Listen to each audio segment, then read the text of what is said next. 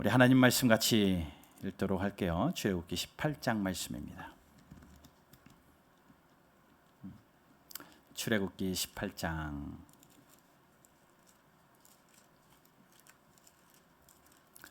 2절부터 12절까지 같이 하나님 말씀 봉독할게요. 한 절씩 교독하겠습니다. 제가 2절 읽고 여러분들이 3절 읽고 그렇게 해서 12절까지 같이 봉독할게요. 제가 먼저 2절 봉독합니다. 모세의 장인 이드로가 모세가 돌려보냈던 그의 아내 십보라와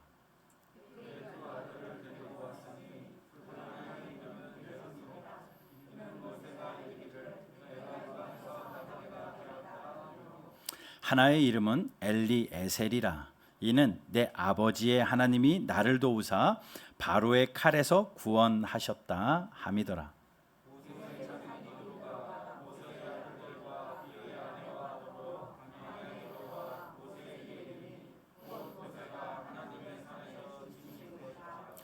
그가 모세에게 말을 전하되 내 장인 나 이드로가 내 아내와 그와 함께한 그의 두 아들과 더불어 내게 왔노라.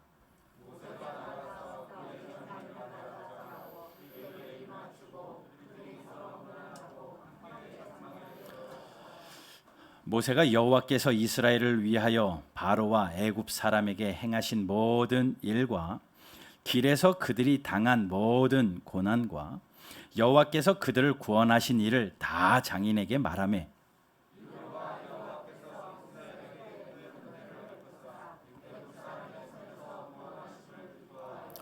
이드로가 이르되 여호와를 찬송하리로다. 너희를 애굽 사람의 손에서와 바로의 손에서 건져내시고 백성을 애굽 사람의 손 아래에서 건지셨도다.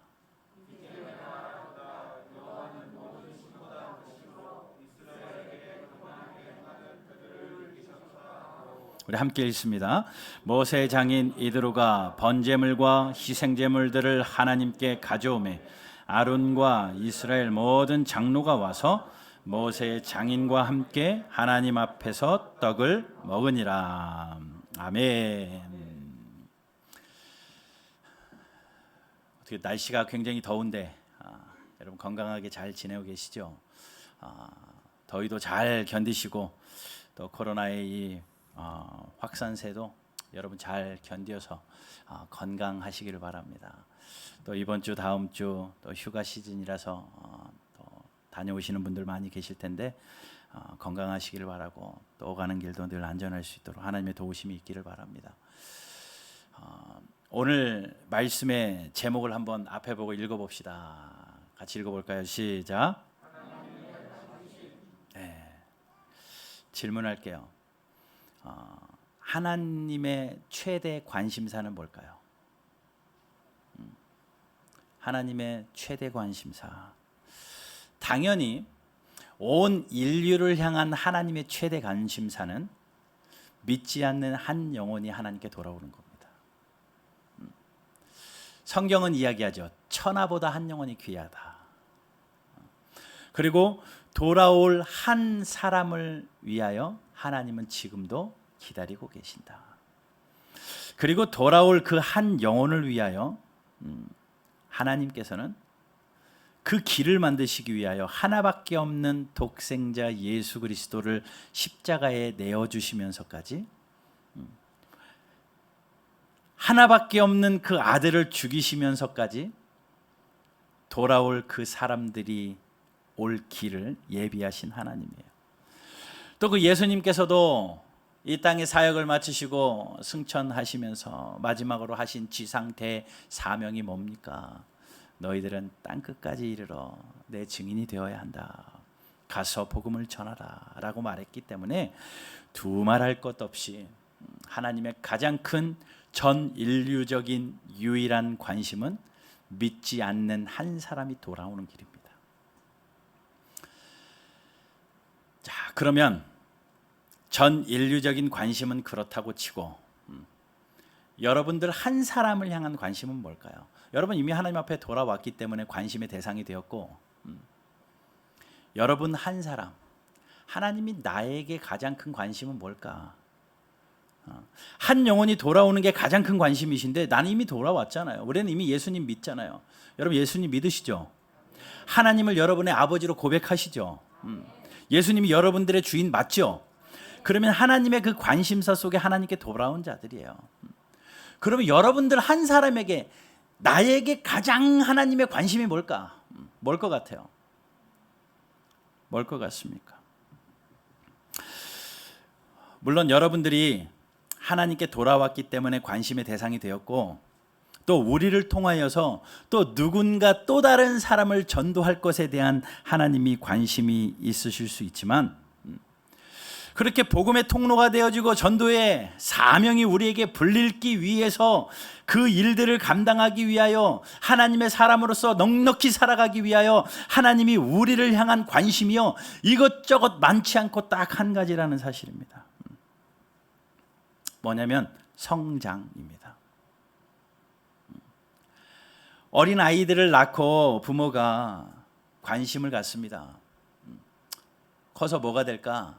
뭐 이런 것들도 관심이 될 수 있지만 갓 태어난 아이는 성장하기를 엄마가 아버지가 아이가 그때 먹어야 될 것을 잘 먹고 기어야 할 때를 기고 뒤집어야 할 때를 뒤집고 걸어야 할 때를 걷고 말해야 할 때를 말하고 그때 맞게 성장하는 그것이 부모의 관심입니다. 그런 저는 자신 있게 이야기는 하는 한 가지는 하나님이 여러분들을 향한 관심은 여러분들의 성장입니다. 여러분들이 돈을 얼마나 버는지 하나님은 전혀 관심이 없어요. 죄송하지만 하나님이 여러분이 얼마나 부자인지 전혀 관심 없습니다. 하나님께서 여러분들이 무슨 일을 하고 어디에 살고 얼마나 존경받는 자리에 있으며 얼마나 많은 사람들을 부리는지 하나님은 그것 하나도 관심이 없어요. 하나님의 유일한 관심은요, 특별히 여기 앉아 계신 여러분 모두를 향한 하나님의 유일한 관심은 너가 얼마나 성장하고 있느냐, 영적으로 얼마나 성장하고 있느냐. 그런데 이상하리 많지 이 성장이요 가만히 있다고 자연 성장되지 않더라는 겁니다. 신앙생활이 그렇더라고요. 여러분 10년 20년 교회 문턱만 밟아보십시오. 성장이 되나? 잘 안 되더라고요. 확 성장될 때도 있지만 퇴보할 때도 있고 제자리 걸음할 때도 있고 그런 일들이 우리에게 있어요. 그런 여러분 오늘은 하나님이 나를 위하여 가장 큰 관심이 내가 성장하는 거구나 라는 것을 인식하시고 어떻게 성장할 수 있을까? 내가 영적으로 성장하기 위하여 내가 무엇을 해야 될까? 내가 영적으로 성장하기 위하여 어떻게 해야 될까?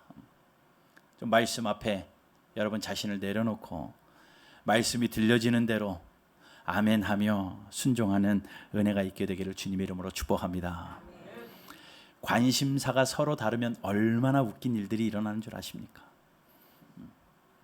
하나님의 관심은 우리의 성장인데 우리는 성장에는 관심 없고 하나님 앞에서 신앙생활 한다면서 엉뚱한 일들을 하고 있으면 그것만큼 우스꽝스러운 일이 없죠.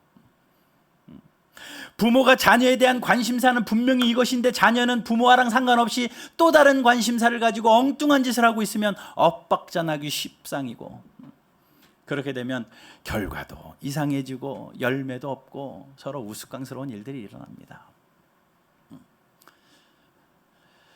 우리 교회 청년들이 결혼을 하고 부부가 되어져요. 그러면 저는 많은 관심들이 있습니다. 그 가정들마다. 근데 특별한 관심 중에 하나는 아이들을 빨리빨리 뭐 부모도 그렇겠지만 그래야지 빨리빨리 다음 세대도 세워질 것 같아서 빨리빨리 뭐 빨리는 아니지만 건강하게 가정이 안정되게 자녀들이 태어나고 또 믿음의 계승이 일어나는 것들을 은근히 속으로 바라죠. 그런데 그때마다 하나님이 허락해 주셔요. 얼마나 기쁜지 모릅니다. 임신되었다는 소식을 들으면 너무나 기뻐요. 또 출산했다는 이야기 들으면 또 너무나 기쁩니다. 당장이라도 달려가고 싶은데 이 코로나 때문에 오지 말라고 해서 못 가고 그냥 사진으로만 보고 기도하고. 또 몇 주 전에 광고했듯이 우리 안태문 윤보라 집사님 가정에 하나님이 새 생명 허락하셨다고 하니까 그것이 너무 기쁘고, 제 관심이 거기에 많이 쏠려 있는 것 같아요. 3일 전입니다. 우리 반주하던 조민진 집사님이 목사님 저 2줄이요 크크크, 눈물이 왈칵 날라고 그래요. 막 감동, 온몸에 전율이 와요. 왜냐면 제가 다음은 네 차례야, 맨날 예배 끝나고 나가면서 그랬거든요. 다음은 너 차례야, 승리라 파이팅, 그러면서 막 갔거든요. 그런데 목사님 저 2줄이요, 뭐 너무 기쁜 거예요. 그래서 아멘 할렐루야, 그리고 딱 봤더니 코로나 2줄이었어요. 코로나 2줄. 이렇게 웃겨요. 관심사가 다르니까. 그래서 오늘 못 나왔어요. 코로나 걸려가지고.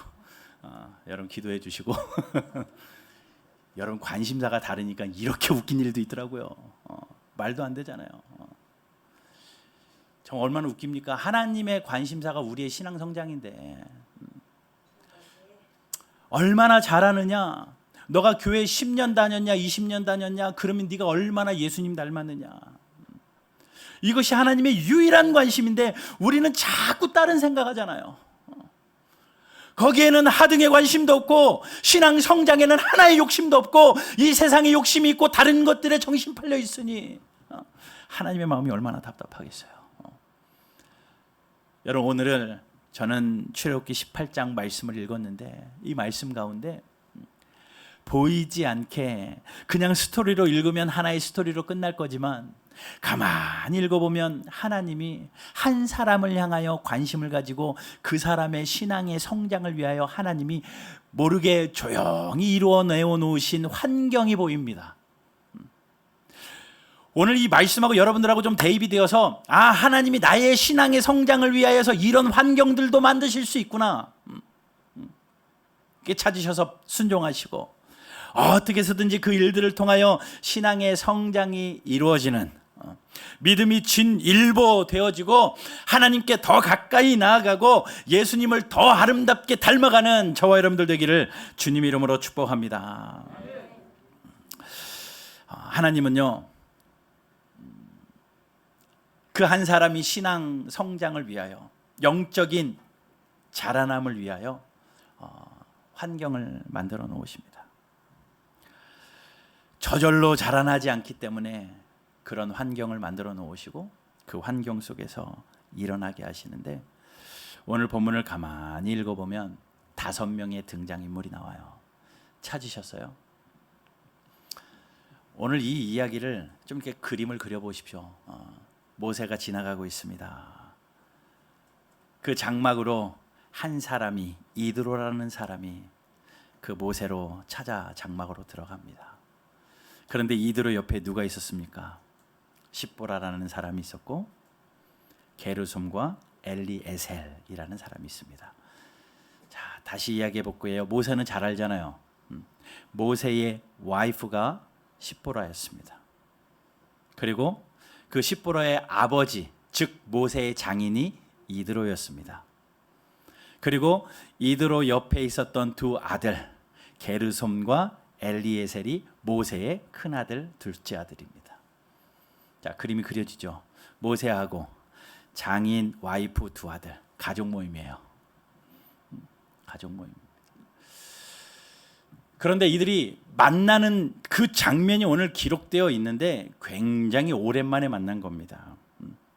우리는 모세의 이름을 너무나도 잘 알기 때문에 당연히 모세가 주인공으로 보여요.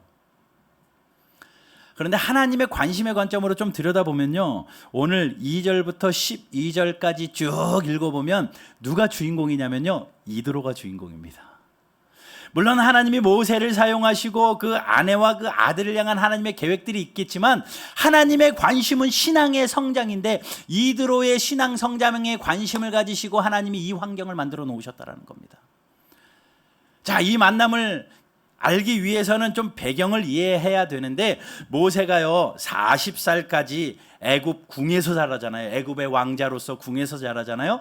거기서 자기 민족들이 괴롭힘 당하는 것을 보고 벽돌을 들어서 그 사람을 히브리인을 죽임으로 말미암아 바로에 쫓겨서 궁을 탈출해서 도망갑니다. 어디로 가요? 미디안 광야로 도망갑니다. 그리고 미디안 광야에서 40년을 삽니다. 미디안 광야에서 아무도 없이 혼자 외로이 살다가 물길로 온 여자들을 도와주고 어떻게 하다가 만난 사람이 십보라고. 이도로가 그를 청하여서 그 가정의 사위로 삼습니다. 그러니 도망자의 신세에서 만난 사람이고 그들을 그 아내를 통하여서 두 아들 게르솜과 엘리에셀을 낳아요. 나름 다복하고 행복하게 살았습니다. 특별히 게르솜의 이름의 뜻이 뭡니까? 3절 한번 보세요. 3절 그의 두 아들을 데리고 왔으니 하나의 이름은 게르솜이라. 이는 모세가 이르기를 내가 이방에서 나그네가 되었다. 큰 아들을 낳고 내가 나그네가 되었다. 왜 왕궁에 살다가 그 어려움 때문에 도망 나와가지고 미디안 광야에서 왕궁에 살던 사람이 광야에 살니 얼마나 외롭습니까? 내가 이방에서 나그네가 되었다라는 이름으로 큰 아들의 게르솜이라는 이름을 짓고 둘째를 낳았는데 둘째의 이름은 엘리에셀입니다. 4절 보세요. 하나의 이름은 엘리에셀이라 하는 이는 내 아버지의 하나님이 나를 도우사 바로의 칼에서 나를 구원하셨다. 하나님이 나를 도우셔서 바로로부터 나를 건져주셨다, 구원해 주셨다라는 이름으로 엘리에셀이라고 두 아들의 이름을 지었습니다. 나름 행복하게 살았죠. 장인은 미디안 광야에서 목축업을 하던 사람이니 그 장인의 일을 도와서 그 일들을 감당하고 또 거기서 도움을 받아서 살기도 하고 가정을 꾸리고 두 아들을 낳았으니 그나마 다행입니다. 그런데 하나님이 그냥 놔두실 리 없죠. 하나님 모세를 부르시잖아요. 하나님이 모세를 부르셔서 너를 쫓던 바로가 죽었으니 너는 애굽으로 가서 백성들을 인도하라. 이게 무슨 천청병력 같은 이야기입니까? 그래도 그는 하나님 앞에서 순종하여서 이스라엘 백성들을 이끌어낼 지도자로 세움을 받고 그 사명 감당하기 위하여 이도로에게 가죠. 장인어른, 하나님이 나에게 이런 명령하셨습니다. 내가 이제는 사명을 위하여 이 집을 떠나야 되겠습니다. 장인어른이 순순히 출애굽기 4장 보니까 순순히 그래 네가 평안히 가라. 그래서 사실은 출발할 때 십보라와 아들 둘을 데리고 가족이 함께 출발을 했습니다. 가는 과정 가운데 이런저런 일들이 있어서 쭉 성경을 읽어보시면 알아요. 일들이 있어서 십보라와 두 아들은 집으로 다시 돌려보냅니다. 아버지 집으로 돌려보내고 모세 혼자 형 아론과 함께 바로의 앞으로 가게 되는 거죠. 그리고 헤어진 지 오래되었습니다. 그 사명 때문에 살던 집도 떠나왔죠. 그 사명 때문에 아내도 또 두 아들도 멀리 떨어져서 혼자 그 일들을 감당하며 그 사명을 감당합니다.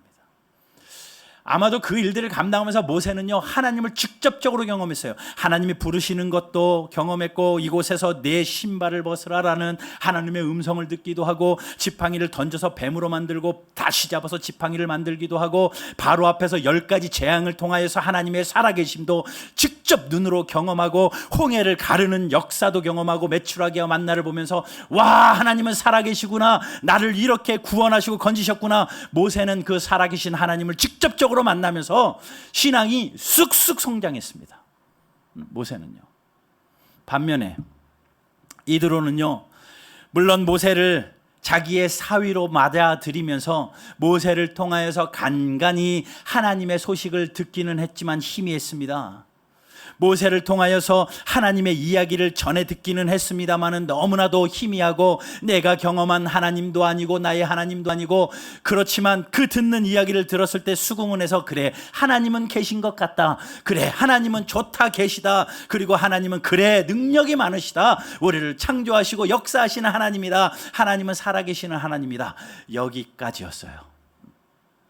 그리고 모세와 헤어진 지 많은 시간들이 흐르는 동안에 모세는 그렇게 쑥쑥 신앙이 하나님과 경험하면서 자라는 반면에 이드로는 제자리 신앙이었습니다.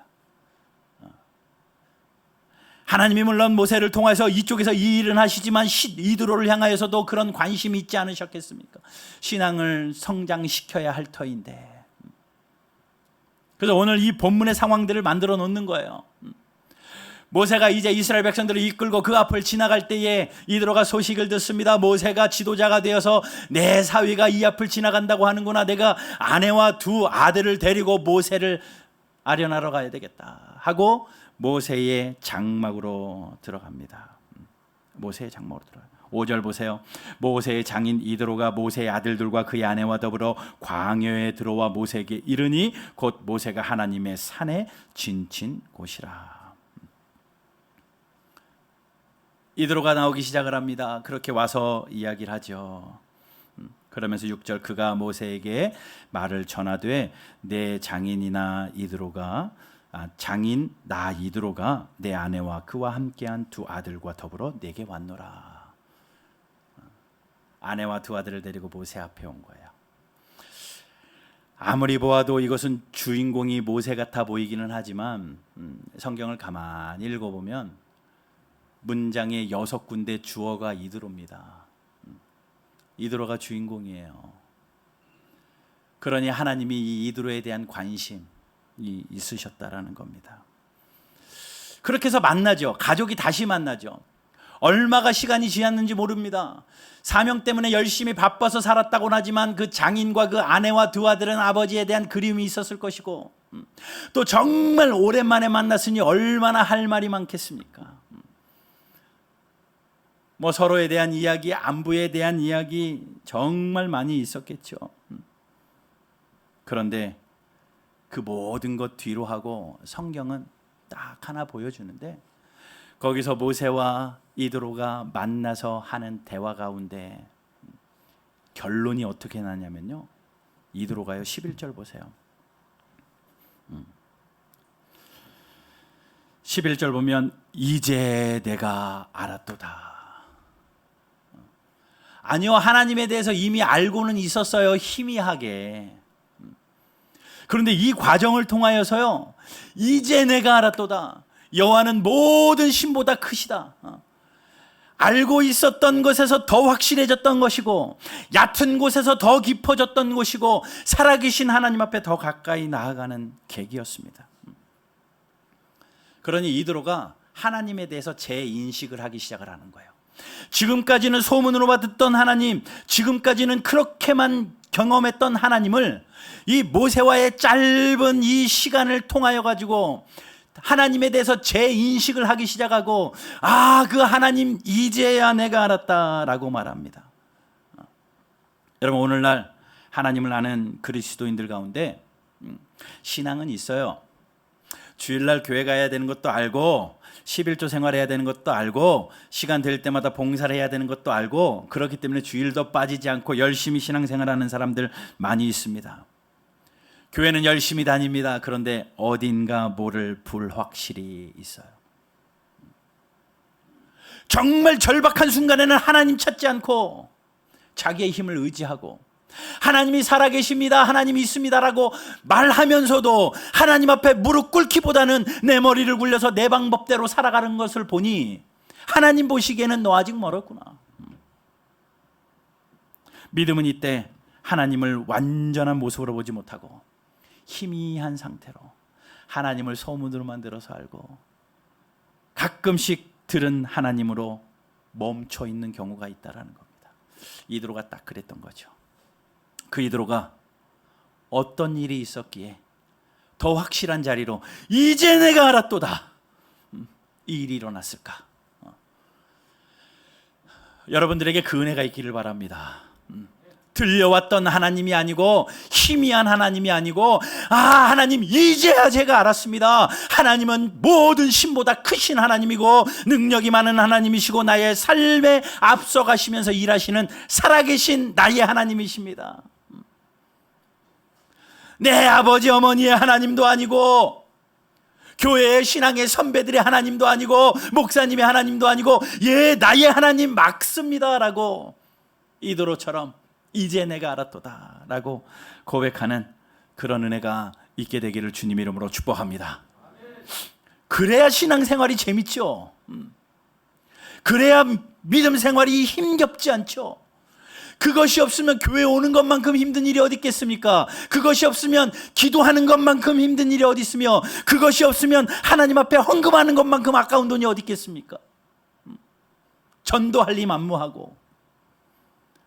그러나 하나님이 확실해지니 이것도 즐겁고 저것도 행복하고, 다 드려도 아깝지 않고 내 생명 바쳐도 아깝지 않고. 여러분, 오늘 이 말씀을 통해서 하나님이 다시 그려지시기를 바라고, 하나님이 여러분들의 삶에 더욱더 선명해져서 믿음의 성장이 일어나는 복이 있게 되기를 주님 이름으로 축복합니다. 두 가지만 딱 말씀드릴게요. 첫 번째, 하나님은 믿음의 성장을 위하여 만남을 허락하십니다. 사람을 만나게 하셔요. 이드로가 광야에 있으면서 혼자 신앙생활하면서, 혼자 기도하면서, 혼자 말씀을 읽으면서 열매를 맺으면서 신앙이 성장할 수도 있겠지만, 하나님은 그런 방법 사용하지 않으시고 이드로의 신앙을 위하여서 하나님께서는 모세라는 사람을 만나게 하십니다. 사위였지만 모세라는 사람을 만나게 하셔요. 그 만남을 통하여서, 짧은 그 만남을 통하여서 이드로가 순간적으로 하나님에 대해서 재인식하며 내가 이제 알았도다 라고 하나님 앞에 그 고백을 하고, 12절 보세요. 모세의 장인 이드로가 주인공이죠. 이드로가 번제물과 희생제물들을 하나님 앞에 가져옵니다. 하나님 앞에 제사를 드립니다. 그리고 아론과 이스라엘 모든 장로가 와서 모세 장인과 함께 하나님 앞에서 떡을 먹습니다. 하나님 앞에 예배하고 하나님 앞에 교제하는 그런 신앙의 성장이 일어난 거예요. 그 사이에도 그런 일이 있었는지 없었는지는 모르지만 성경에는 이렇게 기록하고 있습니다. 그러니 이드로가 신앙 성장하게 된 한 단계 업그레이드 되는 결정적인 계기가 뭐였냐면 만남이었다라는 겁니다. 장막 안에서 이드로와 모세가 만났던 그 만남을 통하여서 이드로는 놀라운 변화를 경험하게 됩니다. 모세는 이드로를 만나서 미디안 광야에서 그렇게 헤어진 뒤에 얼마 만에 이드로를 만났는데, 그 만남 속에서 이런 이야기를 전해내기 시작을 하죠. 8절 보세요. 모세가 여호와께서 이스라엘을 위하여 바로와 애굽 사람에 행하신 모든 일, 하나님이 하신 모든 일, 10가지 재앙의 중심에서 자기를 건지시고 하나님께서 인도하셨던 그 일들을 낱낱이 이야기합니다. 그리고 막혔던 홍해를 건넜던 기적, 광야에서 겪었던 수많은 일들, 고난들, 하나님이 구원하신 일들, 이것들을요 전부 다 말하매. 구원하신 일을 전부 다 말하매 라고 말합니다. 전부 다 말해요. 그 만남을 통하여서, 모세라는 사람의 그 고백을 통하여서 아마도 이드로는 순간적인 믿음의 성장이 일어났던 것 같습니다. 모세의 만남을 통하여서 그동안 하나님이 어떻게 모세의 삶에 역사하셨는지 알게 되었고, 그 속에서 하나님에 대한 태도와 하나님에 대한 생각이 완전히 바뀌었다라는 거예요. 그 증거가 11절이잖아요. 아, 이제야 내가 알았도다. 만약에 이드로가 모세를 만나지 못했더라면, 오늘 이 만남이 없었더라면 이드로는 아마도 그냥 들었던 하나님으로 평상 유지하며 끝났을지 몰라요. 만약에 이드로가 더 늦게 모세를 만났더라면 하나님 앞에서 이렇게 새로워지는 계기는 더 뒤로 밀렸을지 모릅니다. 하나님은 이드로가 모세를 만날 때 그 만남을 통해서 신앙의 성숙을 이루어내셨다라는 거예요. 자, 그러면 하나님은 이드로를 신앙 성장을 위하여 모세를 도구로 사용하신 겁니다. 모세는요 하나님을 경험했던 사람이고, 이드로보다 하나님을 더 깊이 알았던 자들이고, 그러니 하나님께서는요 이드로의 신앙을 새롭게 하고 성숙하게 하기 위해서 한 사람을 보내셨는데, 어떤 사람? 이드로보다 하나님께 가까이 있고 이드로보다 신앙이 성숙한 자를 하나님이 보내셨어요. 자, 이제 우리 차례입니다. 여러분들의 신앙 성장을 위하여 하나님이 만들어 놓으시는 환경이 있는데 뭐냐면요, 이 만남이에요. 근데 만남인데 어떤 만남이냐면 세상에서 만나는 그런 길거리의 만남이 아니라 나보다 하나님을 더 경험하고 나보다 하나님께 더 가까이 간 자들을 내 주변에 두셔서 그 사람과의 만남을 통하여 내가 하나님을 새롭게 깨닫게 하시는 그런 만남을 여러분들 주변에 만들어 놓고 계시더라는 겁니다. 여러분, 이건 항상 양면적인 거예요. 나를 통하여서 누군가를 하나님 알게 하는 도구로 사용하시기도 하고, 누군가를 나에게 보내셔서 그 사람을 통하여 내가 하나님을 더 선명하게 알게 하시기도 하고, 어느 위치에 있던지 간에 여러분들이 이 만남이 소중하다라는 것을 깨닫는 은혜가 있기를 주님 이름으로 축복합니다. 오늘도 하나님께서는요, 예수님을 알고 주 안에 나와서 하나님을 믿기 시작하면 한순간에 믿음이 확 성장되는 것이 아니라 온전한 신앙인을 만들어내시기 위하여 하나님이 여러 가지 방법들을 쓰시는데, 그 중에 여러분들을 통하여 이루시는 그 일들이 오늘 본문과 같은 만남의 복이에요. 누구를 만나느냐에 따라서 하나님을 어떻게 경험하느냐라는 겁니다. 처음 예수를 믿으면 하나님 보시기에 그렇게 어리석고 낮은 수준일지 모릅니다. 하나님인 관심인 한 영혼이 하나님 앞에 돌아온 후에 그 신앙이 성장되기를 위하여, 온전해지기를 위하여 하나님이 기다리시는데, 그러기 위하여 그 신앙을 위하여 사람들을 주변에 포진시키시더라는 거예요. 그런 여러분들이 분명히 깨달아야 될 한 가지는, 하나님은 나에게 관심이 있으시다, 하나님은 내 신앙의 성장에 관심이 있으시다, 그러기에 하나님은 오늘도 내 신앙 성장을 위하여 만남을 이루어주고 계시다. 근데 여러분, 우리는 착각해요. 스스로 신앙 성장한다고 생각합니다. 내가 기도하고 성장하고, 내가 공부하고 성장하고, 내가 성경 보고 알아서 성장한다고 착각합니다. 그런데 하나님께서는 그러기 위하여 더 빨리 하루아침에 우리가 하나님께 가까이 가도록 믿음의 사람들을 여러분들 주변에 붙여주신다는 사실이에요. 그 만남이 어디에서 일어나든지 간에, 그런데 그 만남이요, 길거리에서 만나는 만남이 어떻게 알겠습니까? 교회 안에서 만남이 그 귀한 만남일 것 같고, 그 만남은요, 장인과 사위의 만남이었던 이 이드로와 모세의 만남도 있겠지만, 여러분들 가정에서 부부의 만남이 그럴 수 있습니다. 남편을 통하여서 하나님이 더 선명해질 수 있고, 아내를 통하여 하나님이 더 선명해질 수 있고, 자녀들은요, 부모를 통해 더 선명해질 수 있고, 또 부모는 자녀를 통해서 더 선명해질 수 있고, 교회 안에서 또 신앙의 선배들, 장로님을 통해서, 안수 집사님들을 통해서, 권사님을 통해서, 처성도를 통해서 그분과 교제하면서 그분의 하나님을 경험하면서 내 신앙이 성장할 수 있고, 또 목회자와의 만남을 통하여서 이런저런 만남들을 통해서 하나님이 역사하시더라는 거예요. 그런 여러분들 주위에 믿음의 사람들이 늘어나거들랑 하나님이 나를 성장시키시려는 역사의 손길을 내밀고 계시구나라고 믿고 그 사람과의 관계를 소중히 여기는 저와 여러분들 되기를 주님의 이름으로 축복합니다. 믿음의 생활을 하는 모든 성도들은 신앙이 일어나야 돼요.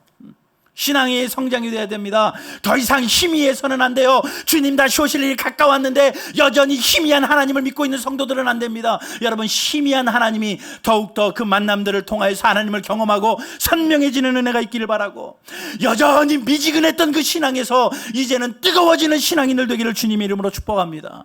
불확실한 신앙에서 확실한 신앙이 되기를 바라고, 얕은 믿음에서 깊어지는 믿음의 그 크기와 넓이와 깊이가 늘어나는 우리 바른교회 사랑하는 성도들 다 되기를 주님의 이름으로 축복합니다. 그런 여러분 주변에 누굴 보내셨나 한번 생각해 보세요. 자, 주변 보세요. 빨리.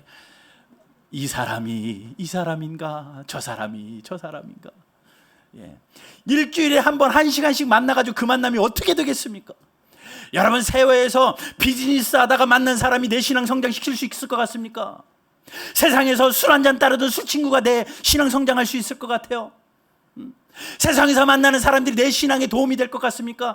예, 세상에서 만나는 그 사람 때문에 나에게 경제적인 도움을 줄 수도 있고 내 어떤 진로에 도움을 줄 수도 있을지는 몰라요. 그러나 그거는 하나님의 관심 밖의 일이고 우리 관심사지. 하나님은 그 만나는 사람을 통하여 우리의 신앙의 성장을 이루기를 원하는데, 여러분, 교회 안에서 만남이 일어나지 않고 어떻게 세상의 만남을 통하여 우리의 신앙이 일어날 수 있겠습니까? 일주일에 한 번씩 예배드리러 와가지고 얼굴 인사하고 하는 것만으로 그 만남이 이루어질 수 있겠습니까? 다시 한번 돌아보세요. 다시 한번 돌아보시고 지금 눈 맞으신 분들하고 이번 주 식사 같이 하세요. 예. 마음 같아서는 둘씩 짝도 줘가지고 좀 교제하라고 하고 싶지만 여러분 마음이 먼저 열린 분이 먼저 전화하셔서 저랑 같이 식사해요. 또 근데 한국 사람들은 꼭 그런 전화 받으면 또 무슨 일이야? 나한테 또 뭘 바라려고 전화했어? 그러지 마시고요. 하나님이 만나게 하시는 분이구나. 하나님이 보내셨구나. 여러분들의 신앙의 성장을 위하여 목회자도 있는 거고요. 여러분의 신앙의 성장을 위하여 앞선 신앙의 선배들도 있는 겁니다. 그 만남을 소중히 여기시고 그 은혜가 그 만남을 통해 우리 신앙의 성장이 일어나는 복이 있게 되기를 주님 이름으로 축복합니다. 두 번째는요, 그 만남을 통하여서 하나님이 뭐 하시냐면요, 우리를 말씀으로 이끌고 가요. 말씀으로 이끌고 가요. 그 만남을 통하여서 우리의 신앙 성장이 일어나는데, 만나서 밥만 먹으면 신앙의 성장이 일어날 것 같아요? 그러면 밥 먹는 횟수만큼 우리의 신앙이 올라가야죠. 그렇지 않아요. 만남을 통하여서 하나님이 그 사람을 말씀 속으로 이끌고 갑니다. 모세와 이드로가 만났습니다. 얼마나 오랜만에 만났어요. 만나면 제일 먼저 뭘 하겠습니까? 부둥켜 안고 건강했냐? 가정은 어떠냐? 사랑하는 아내야 어땠냐? 자식들이 어땠냐?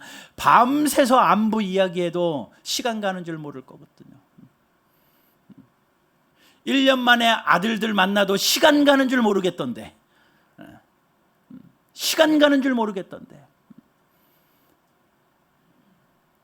모세가 장인을 떠나고 아내를 떠나고 아이들을 떠나가지고 정말 오랜만에 만난 그날 밤, 모든 거 풀어놓고 쉬고도 싶고 이야기도 하고 싶고 이것저것 하고 싶은 거 많은데 아무 얘기도 안 하고 첫 번째로 내민말이 다 세워놓고 그 얘기하는 거예요. 8절에 있는 것처럼 모세가 여호와께서 이스라엘을 위하여 바로와 애굽의 사람에게 행하신 모든 일과 길에서 그들이 당한 모든 고난과 여호와께서 그들의 구원하신 일을 다 장인에게 말하며, 말씀, 간증 이야기, 하나님 이야기 하기 시작을 한 겁니다. 그게 모세의 행동이었어요. 하나님은 그 만남을 통하여서 이드로를 성장시키시는데, 그 만남을 통하여 한 일은 하나님의 말씀으로 이드로를 이끌고 가는 거였습니다.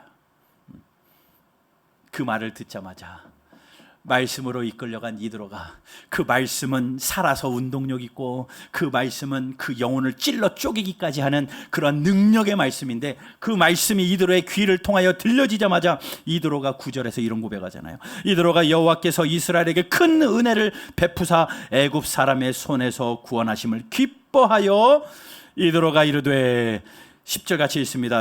여호와를 시작. 여호와를 찬송하리로다. 너희를 애굽 사람의 손에서와 바로의 손에서 건져내시고 애굽 백성을 애굽 사람의 손 아래서 건지셨도다. 이제 내가 알았도다 라고 이야기하는 거예요. 그 말씀으로 이끌려지고 보니 이제 내가 알았도다. 여러분, 이런 은혜가 여러분들에게 있게 되기를 주님의 이름으로 축복합니다. 여러분들이 이 은혜가 있어야 돼요. 이 은혜가 다른 것 둘째치고, 이제 내가 그 하나님을 알았도다 말씀으로 여러분들의 삶이 이끌림을 받아서 그 은혜가 있어야 됩니다. 우리는 착각합니다. 무슨 일이 잘 되면 하나님이 이 사람 통해서 보내셨나 보다. 그 만남이 잘 돼가지고 뭐 일이 하나 성사되면 와, 하나님이 보내신 천사다. 아니요, 세상 일로 끝나면 그거 물론 하나님이 그렇게 일하신 것도 있지만, 그때 나의 환경을 건지시기 위하여 그렇게 일하신 것도 있지만, 하나님이 우리의 성장을 위해서는 만남을 허락하시고 그 만남을 통하여 말씀으로 우리를 이끌고 가시더라는 겁니다. 말씀으로 나를 비춥니다. 그러니 그 말씀이 나를 위로하기도 해요. 말씀이 여러분들의 삶을 위로하기도 합니다. 그리고 말씀으로 도전을 주기도 합니다. 또 말씀은 책망하는 거잖아요. 말씀으로 우리를 돌이키기도 합니다. 말씀으로 우리를 권면하기도 하고 말씀으로 우리에게 소망을 주기도 합니다. 하나님은 이렇게 관심을 가지고 우리 주변에서 이렇게 일하고 계세요.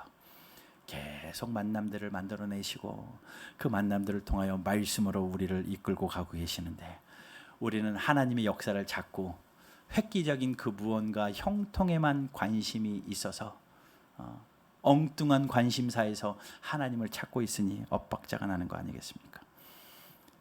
그런 여러분, 오늘 눈을 떠서 하나님이 나의 신앙 성장을 위하여 만나게 하신 사람이 누군지 돌아보시고 또 그 만남 가운데 하나님의 역사가 일어나는 복이 있기를 주님 이름으로 축복합니다.